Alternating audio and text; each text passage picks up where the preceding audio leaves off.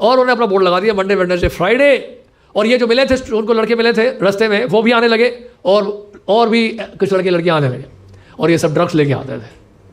आप सोच के देखिए, आपके पास सामने 15-20 बच्चे हो और सारे ड्रग्स लिए हुए बैठे हुए और आप भगवद गीता का लेक्चर दे रहे हैं और कीर्तन कर रहे हैं। एग्जैक्टली यही हालत थी। हमको वीडियो में दिखा सकते हैं, वीडियो है उसमें, हमारे पास एक वीडियो है। तो प्रभुपाद जी कीर्तन कर रहे हैं, सामने वो लोग झूम रहे हैं, आज ज़्यादा ड्रग्स लिए हुए हैं। So that was a crowd.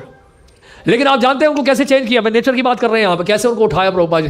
Prabhupada ने उनको ये नहीं कहा ड्रग्स छोड़ो तभी अंदर घुसना, प्रभुपाद ने उनको आने दिया। ही टॉलरेटेड, उनको खुद कीर्तन सुनाया, छोटा सा डिस्कोर्स दिया, और अपने हाथ से कुक करके उन्होंने प्रसाद खिलाया। भगवान को भूख लगा के प्रसाद खिलाया, फुल उसके बाद लंच खिलाया, डिनर खिलाया। इस तरह से प्रसाद पाते पाते, कीर्तन सुनते सुनते 1 साल हो गया, और थोड़ा थोड़ा वो लोग चैंटिंग भी शुरू कर दिए। 1 साल के बाद वो आगे पूछते हैं, Swami ji we have been coming to you for last 1 year, are there any rules and regulations to follow? हम आपके पास पिछले 1 साल से आ रहे हैं, कोई नियम भी है पालन करने के लिए? जानते हो क्या बोला प्रभुपाल ने? बोलते हैं yes I was waiting for this day to come. मैं इसी दिन का इंतजार कर रहा था। तब उन्होंने कहा yes there are rules to follow, no intoxication, no meat eating, no illicit sex, no gambling, these are the 4 regulatory principles we have to follow. इस तरह से उनके जीवन में परिवर्तन आया, हार्ट ट्रांसफॉर्मेशन आया।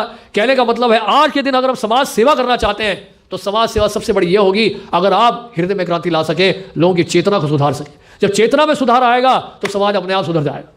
नहीं तो कितना भी आप विश्व भाईचारे की बात करते रहो, समय बर्बाद करते रहो, कुछ नहीं होने वाला है। जहां चेतना को सुधार हो गया समस्याएं सारी खत्म हो जाएगी।